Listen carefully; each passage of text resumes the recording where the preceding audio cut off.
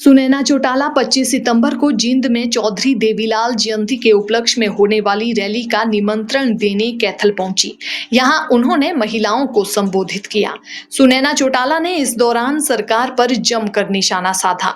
उन्होंने कहा कि वर्तमान सरकार के राज में बढ़ रही महंगाई से हर कोई परेशान है।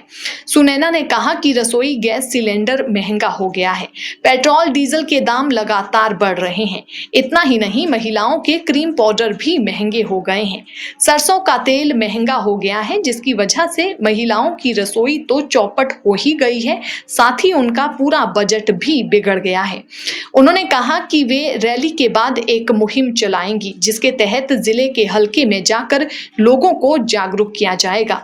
उन्होंने कहा कि इस सरकार के झूठे वादे जनता को याद दिलाए जाएंगे। किसानों को लेकर भी सुनैना चौटाला ने कहा कि करनाल में सरकार के नुमाइंदे लोकतंत्र की हत्या कर रहे हैं। पूर्व मुख्यमंत्री ओम प्रकाश चौटाला को लेकर सुनैना चौटाला ने कहा कि वे एक ऐसे नेता हैं जिनको नौकरी देने के जुर्म में जेल भेजा जाता है। वहीं वर्तमान भाजपा सरकार द्वारा नौकरी देने के नाम पर पेपर लीक करवाए जाते हैं। उन्होंने कहा कि युवाओं को सरकार ने मानसिक रूप से परेशान किया है।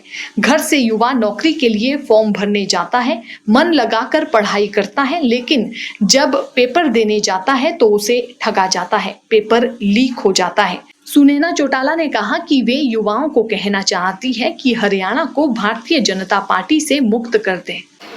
आज हमारा कैथल में जो 25 तारीख को आदरणीय स्वर्गीय चौधरी देवीलाल जी का हम हमेशा से हमारी रीत है कि हम उनका जन्मदिन मनाते हैं। तो आज जो जींद में उनकी जो हम रैली करने जा रहे हैं 25 सितंबर को, उसके लिए मैं ख़ास तौर से न्योता देने आई हूँ अपने महिला साथियों को कि वो ज़्यादा से ज़्यादा संख्या में पहुँचें।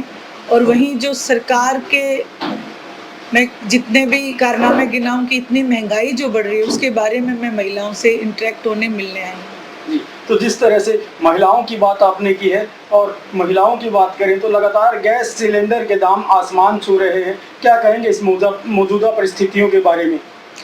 ये मेरे साथ प्रदेश अध्यक्ष सुमित्रा जी, हमारी इंडियन नेशनल लोकदल की, हम दोनों ने यही एक रैली के बाद भी एक मुहिम चलाई है कि हम हर हल्के में जाएंगे और लोगों से, और हमारी जो महिलाएं हैं, खास करके मेरी जो बहनें हैं, ना केवल सिलेंडर, एक सिलेंडर तो सिर्फ एक आप हम लोगों के सामने अभी जो, क्योंकि सिलेंडर अभी 900 रुपये हो गया है।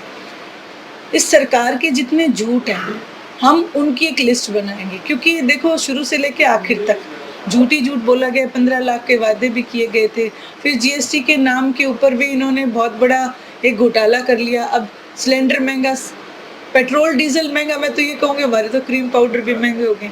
उसके बाद आप देखो कि सरसों का तेल भी अब महंगा कर दिया। तो देखिए, कहते हैं ना, प्रत्यक्ष को प्रमाण की ज़रूरत नहीं है। अभी अभी करनाल में इन्होंने प्रमाणित किया है कि इनके नुमाइंदे किस तरीके से लोकतंत्र की हत्या कर रहे हैं, किस तरीके से लोगों के ऊपर अत्याचार किए जा रहे हैं।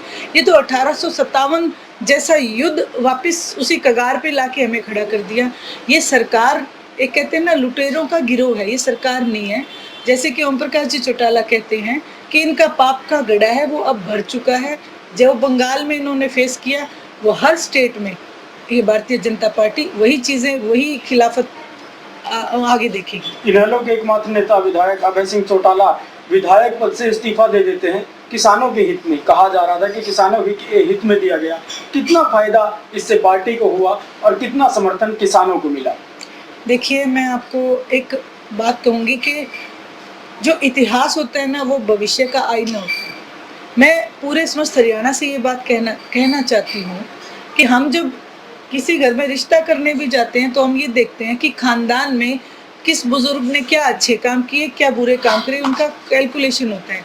तो अभय सिंह जी चौटाला ने जो किया वो हमारे परिवार की रीत है। और जो चौधरी देवीलाल जी हमेशा पद की बजाय वो अपने लोगों को, अपने जो सपोर्टर्स हैं उनको महत्व देते रहे हैं, वही अभय सिंह जी चौटाला ने किया। कोई उनको ये लालच नहीं था कि मुझे कितना फ़ायदा होगा, कितना नुकसान होगा।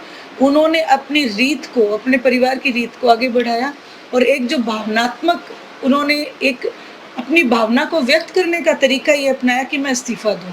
वही बात अगर सिर्फ इस्तीफे की नहीं, आप कोरोना काल में एकमात्र ऐसे एमएलए हैं जिन्होंने अपने जो पूरी साल की सैलरी जो है एक एमएलए को मिलती है वो भी कोरोना में दान दी।